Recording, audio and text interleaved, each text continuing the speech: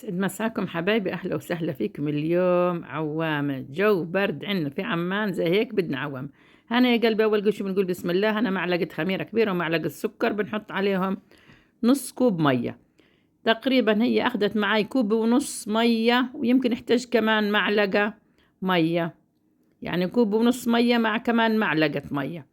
وبرجع لكم، يعني احنا ما بدنا العجينة تكون سائلة ولا العجينة تكون جامدة، أجمد من عجينة الكيك بشوية. حطينا معلقة الخميرة ومعلقة السكر، خليها تخمر، وبنحضر باقي الشغلات. هنا شوية هيل، هنا شوية ملح على 3 كاسات معيارية مثل هذه الكاسة. طحين نص معلقة صغيرة اللي هي الملح. هنا نشا أو هذا كستر، هذا معلقة ونص كستر. هنا فانيلا وبيكنج باودر معلقة صغيرة. هنا 3 معالق نشا. هناك معلقة ونص كستر، فيش كستر مش ضروري، حطي 3 معالق نشا وخلص، الكستر مش ضروري. هنا يا بنات شوية هيل عشان تعطينا يعني طعم ونكهة كويسة للعوامة. المقادير رح احط لكم اياها كلها بصندوق الوصف، حتشوفوها او في اول تعليق يا صندوق الوصف عند كلمة المزيد. هاي كوب المية حطيناه، وعندنا نص كوب مية اللي هو في الخميرة، بصير كوب ونص. وبنحط 3 معالق لبن رايب، برضو لبن الرايب يعطي طراوة، وهي يعني كأنه تعتبر كمادة سائلة يعني بصراحة. عرفتوا علي؟ يعني نص الكوب اللي فيه المية والخميرة والسكر، وكوب حطيناه مية، وحطينا كمان 3 معالق لبن رايب، واحتاج تقريبا كمان معلقة مية فوقهم. العجينة بدنا اياها تكون لزجة شوية، مش سايحة ومش جامدة. كانت جامدة بتطلع ملبطة ومش مش هشة، وكانت سائلة حتغلبك وتكون خفيفة كتير وحتغلبك يعني.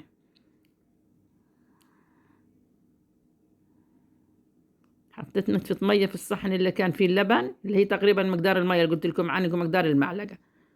شايفين؟ وبنضربها كويس كده بالمضرب اليدوي، خليها تتجانس كلها مع بعضها.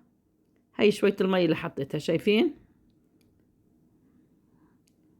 هذه شوية المية اللي حطيتها في الآخر، غير الكاسة ونص، وغير معلقة وغير المعلقة الصحن اللي كان فيه الخميرة والسكر.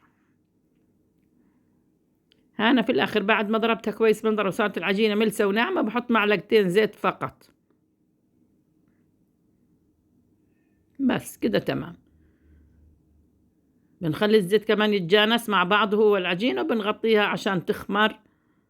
يعني بتاخد لها نص ساعة بس دفيها، لأنه الجو بلش يبرد. شايف كيف العجينة؟ ما فيش مضرب يد بإيدك، بس ما تخلي فيها كتل طحين، لازم كده تكون ناعمة وملسة وحلوة.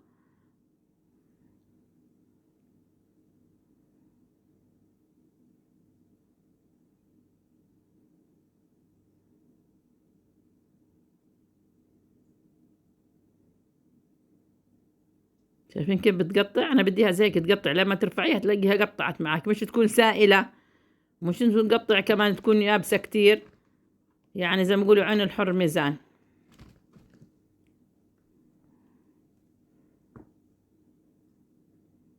بنغطيها وبنخليها تخمر، بدها تقريبا نص ساعة. هو الجو الشوب بدها يعني تاخدش ربع ساعة. هيها خمرت، شايفين كيف خمرت؟ بس تخمر بفضيها من الهواء. شايفين كيف؟ بس خمرت بفضيها من الهواء وببلش اشتغل فيها. بتحطيها بكيس حلواني او بالمعلقة، هيك اريح لك. بتحطي شوية زيت في صحن، مش مية، هنا الزيت للقلي.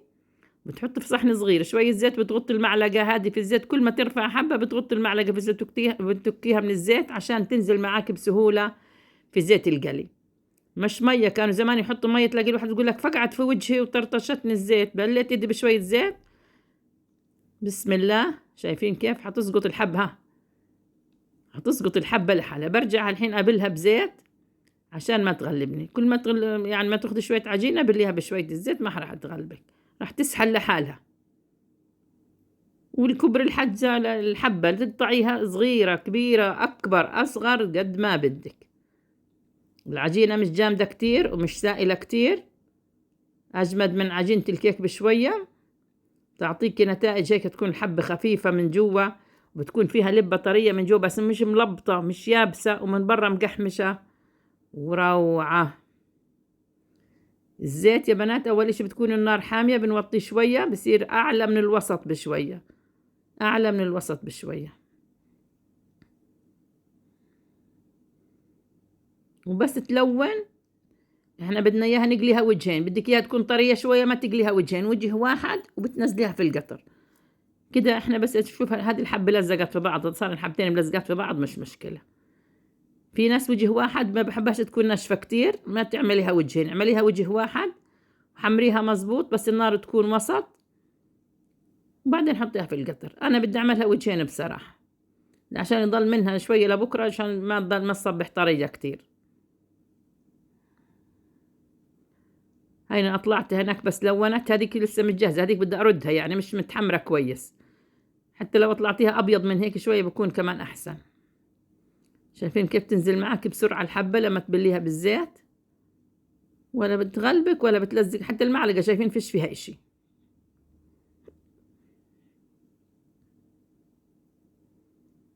شايفين؟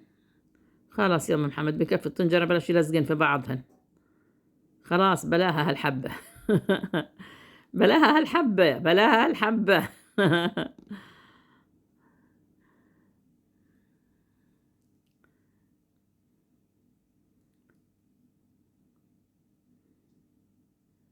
بس تصير على صفار شوية ارفعيها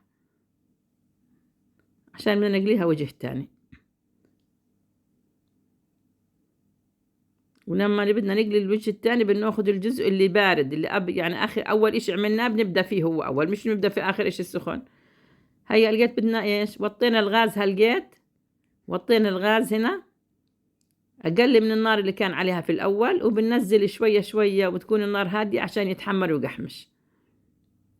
وقعت واحدة جنب هذا مش مشكلة. وقطرك لازم يكون تقيل، ما يكون خفيف، إذا كان خفيف بتصير ملبطة.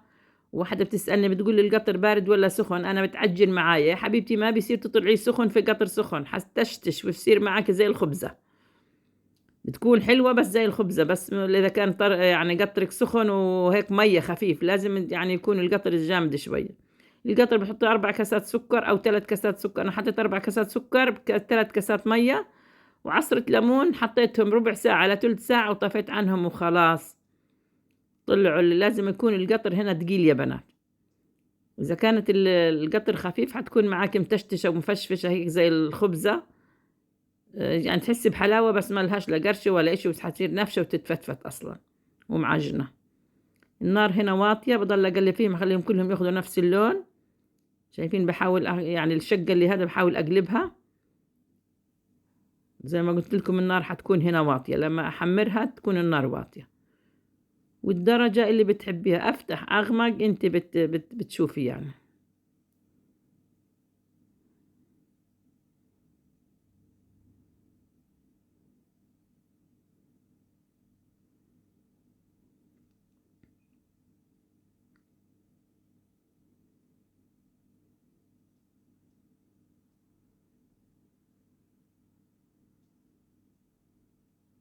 القطر اللي في المحلات تامي بتلاقيه هيك تقيل وملزق كتير على حبة العوامة، بحطوا عليه جلوكوز، بسرعوا في عشان يصير معاهم معقد، ما بطول معانا وبياخد كمية سكر كتيرة.